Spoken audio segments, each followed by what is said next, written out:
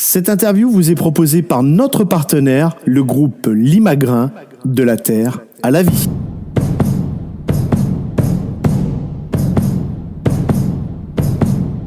Mesdames, Mesdemoiselles, Messieurs, bonjour. Le débrief de Rock Radio avec nos deux consultants, Chérub et Martial. Comment allez-vous, messieurs ?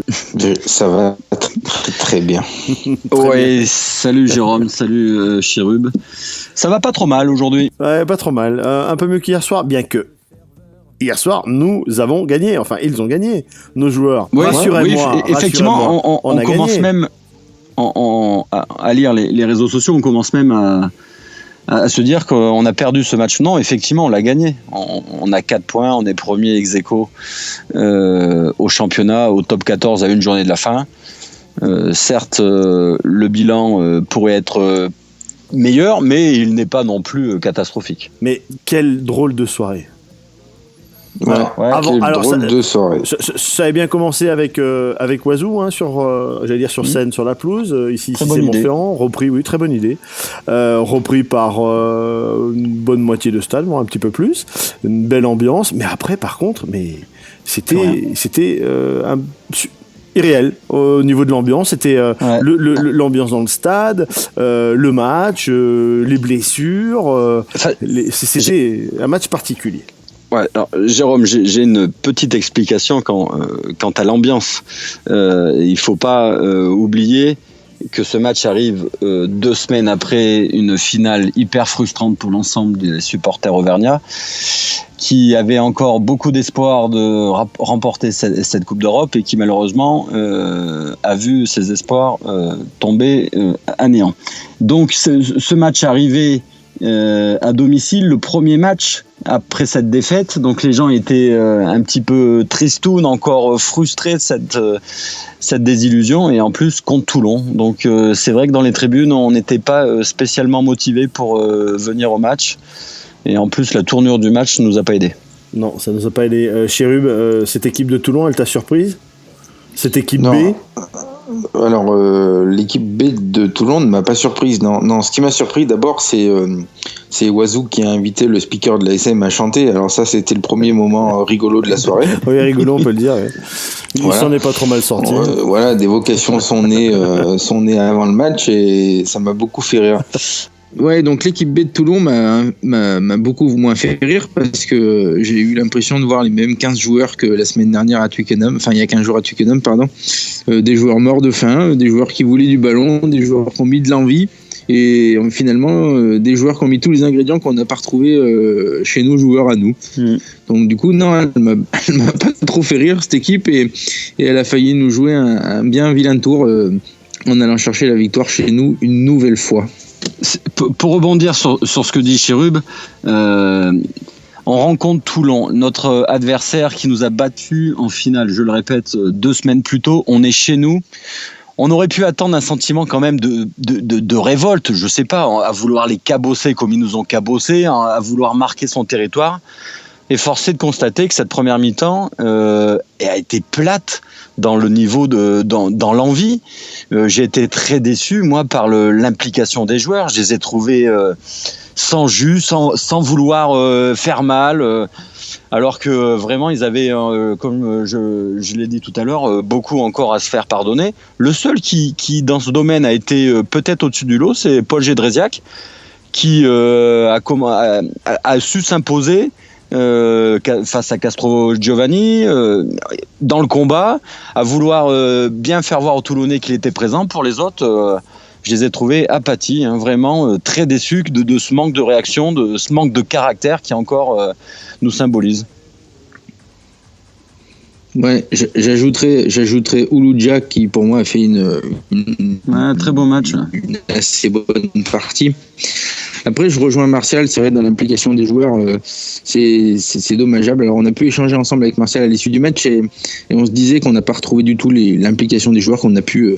En fait, je pense que notre saison, pour l'instant, elle est entre parenthèses depuis le match de Northampton, où on avait mis un combat de tous les instants, où on avait été les premiers dans les rucks, on a été les premiers sur tous les regroupements, on a arraché des ballons, on a volé des ballons en touche. Et là, on n'a vu aucune phase de conquête à notre avantage. Aucune.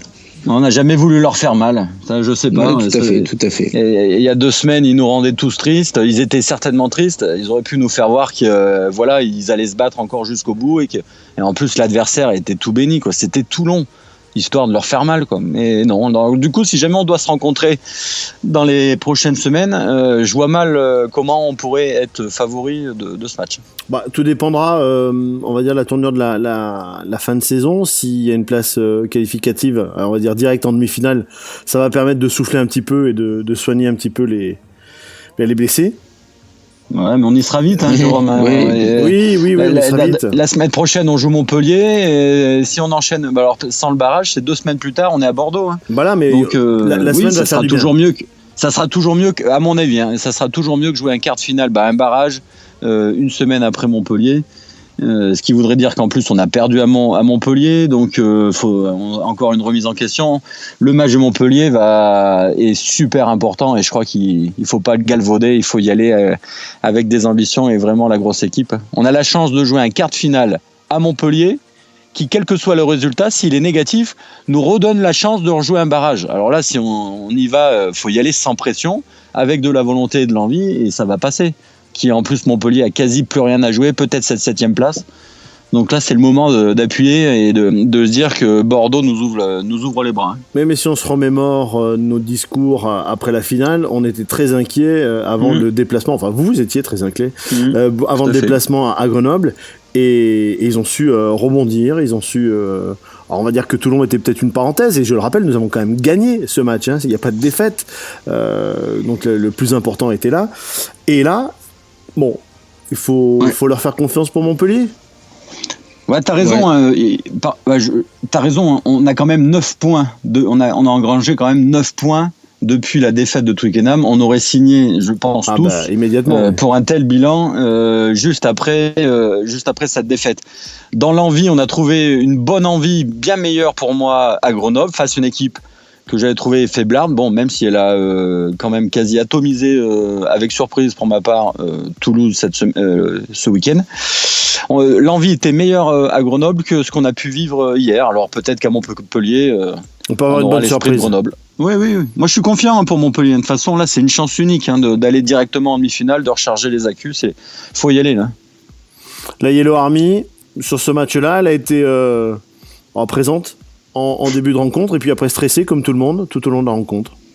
Ouais, je crois que la Yellow Army fait le même complexe d'infériorité que notre équipe quand on voit sur le tableau d'affichage que notre adversaire s'appelle Toulon.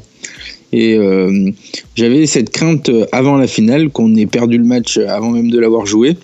Et finalement, j'ai lu ce matin dans la montagne que même Mermoz s'est prêté à ses propos en disant que peut-être que Clermont faisait un petit complexe dès qu'il voyait que c'était Toulon en face. Je crois que on a été à l'image de notre équipe sur la finale. Ouais, je crois qu'on s'est un peu fait surprendre et on a eu un peu peur avant même d'avoir joué le match. Le résultat et la physionomie du match nous donnent raison encore une fois, malheureusement. On a retrouvé Morgan Parra. On l'avait pas perdu, mais ça fait longtemps qu'il n'avait pas été le petit filou qu'on a vu aujourd'hui, enfin hier. Ouais, un bon para, mais c'est compliqué de sortir une individualité dans un match où collectivement on a failli dans tous les secteurs de jeu. Hein. Bon, après, à la décharge des joueurs, les faits de jeu sont quand on perd la charnière au bout de 25 minutes. Parra rentre, il se fait mal au genou. Heureusement que Delany sort un match plus que correct, que ce soit dans la réussite au pied ou même dans le jeu. Heureusement, parce que notre charnière est problématique. Hein. Il va falloir vite que Brock revienne, que Rado, je sais pas l'ampleur de sa blessure. Je crois que c'était pas très grave. La cheville, et ça a l'air d'être déjà plus inquiétant pour Camille Lopez. L'adducteur. Les adducteurs, à mon avis, la fin de saison va être compliquée.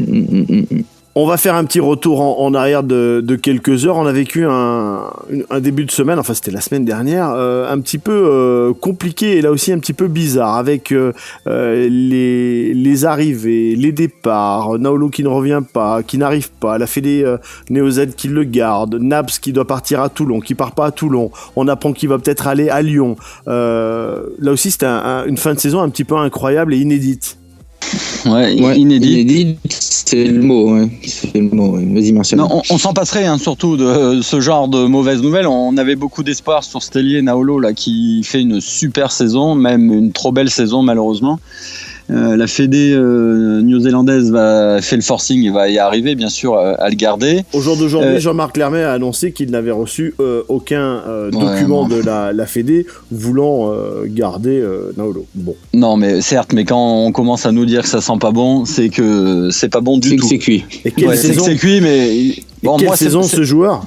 Mais ouais, et malheureusement, c'est pas la première fois que ça arrive quand les joueurs comme ça. Soit on prend des All Blacks qui ont un peu plus de 30 ans, qui sont sur la fin, et là on a du vieillissant. Soit on prend des jeunes prometteurs, mais on est sujet à cette pression de la fédération qu'on connaît pas en France, qui est vraiment typique à ce pays et qui arrive à retenir leurs meilleurs espoirs. Donc du coup, Naolo, sincèrement, je pense qu'on le verra jamais à Clermont, ou pas tout de suite en tout cas. On a Nalaga, alors comme par hasard, ça revient en général, ça revient juste avant un match de Toulon. On a appris qu'il partait là-bas quasi avant le match aller. Là, comme par hasard, ça revient. Qui n'aurait pas en plus signé son contrat et renvoyé dans le délai. Donc ça aussi, c'est un manque de professionnalisme énorme. Nos cartouches au niveau du CO tombent à l'eau. On avait beaucoup parlé de Grosso. Malheureusement ou heureusement pour Castres, tant mieux pour eux, ils restent dans l'élite, donc il va falloir faire notre marché ailleurs. On n'a plus beaucoup de choix. On a soit maintenant Bayonne, effectivement, ou on parlait de Marvin O'Connor a priori ce matin dans la montagne. Après, si Brive descend, on va peut-être faire notre marché à Brive. De toute façon, à mon avis, c'est une des deux équipes qui va faire le voyage en Pro D2, donc soit on ira chercher quelques joueurs à Bayonne, soit on ira chercher à Brive. Il vaudrait mieux que Bayonne descende. Je pense que la qualité des joueurs qu'on a cités sont un petit peu au-dessus du lot et pourraient nous permettre une certaine plus-value.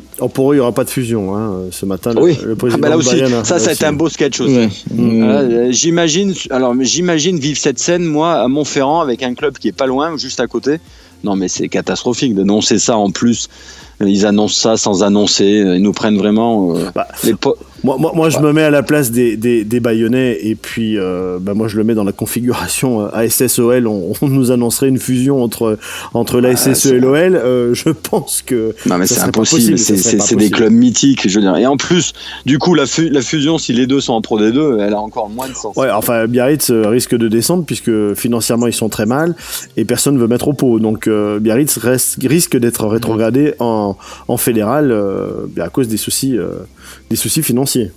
Donc il y aura peut-être même pas de derby en Pro D2 l'année prochaine si Bayonne descend entre Bayonne et Biarritz. Mais bon, c'est vrai que ça fait partie du sketch, comme tu le dis, cette semaine, entre nous, les joueurs qui viennent plus, la fusion qui devait avoir lieu et qui n'a plus lieu, ça a bougé un petit peu le monde du rugby.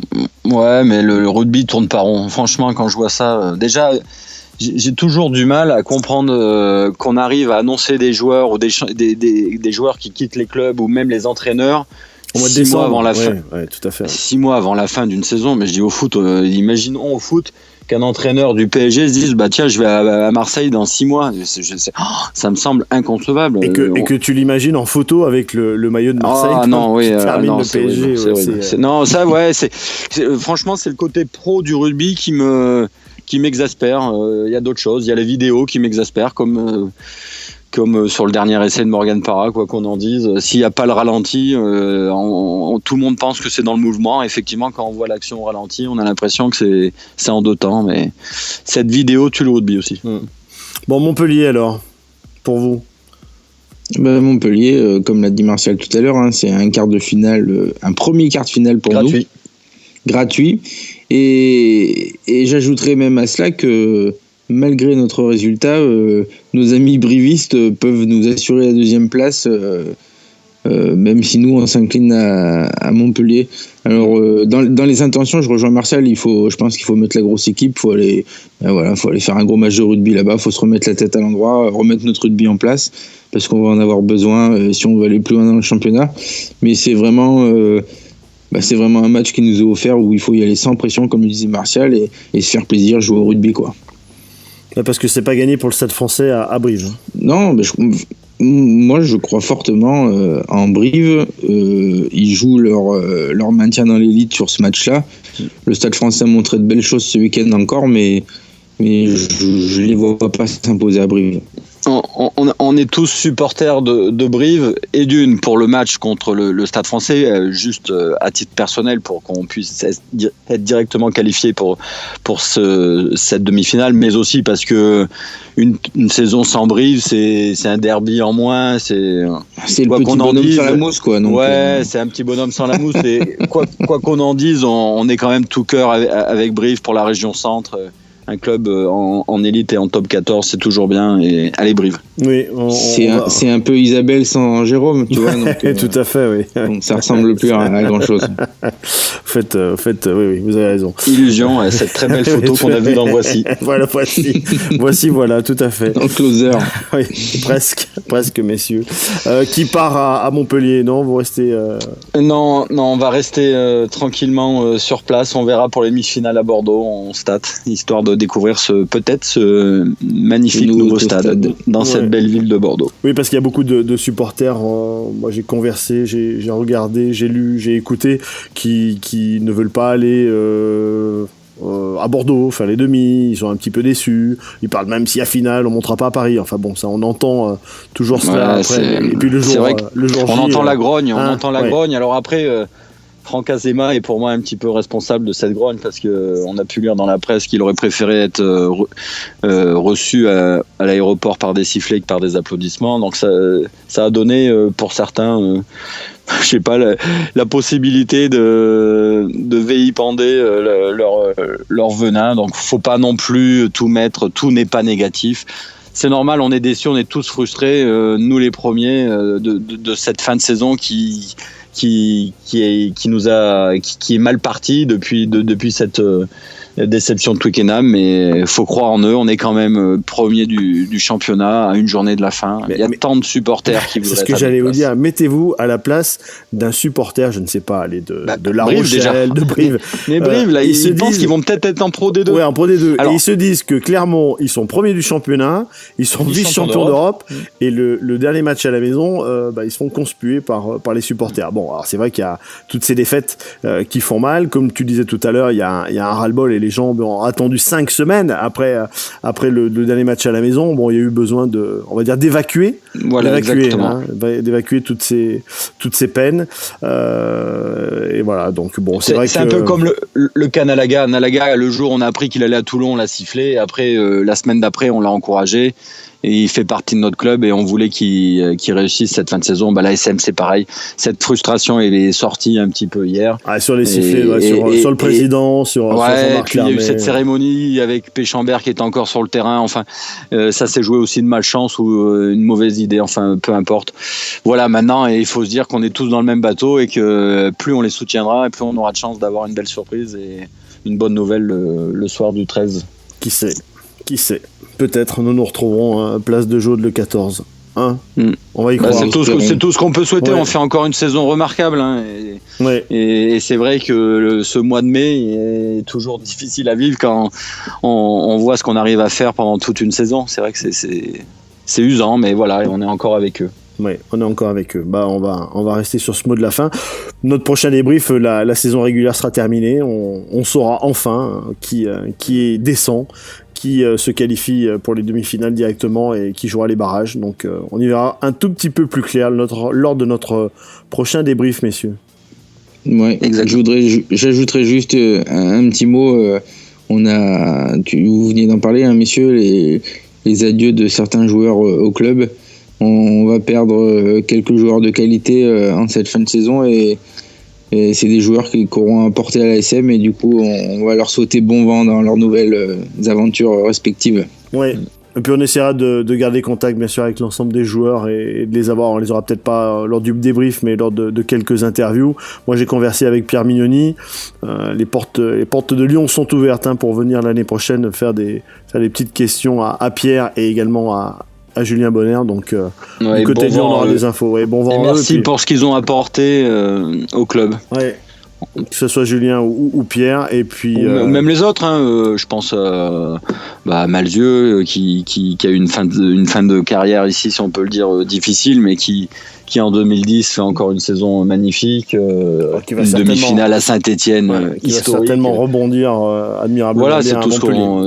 C'est le professionnalisme, ça va, ça vient, et on leur souhaite vraiment plein de bonnes choses. Ouais. Bon, messieurs, merci beaucoup pour ce débrief. Messieurs. Bonne semaine à tous. Et on se retrouve la semaine prochaine. Bonne soirée à vous toutes et à vous tous, et à bientôt.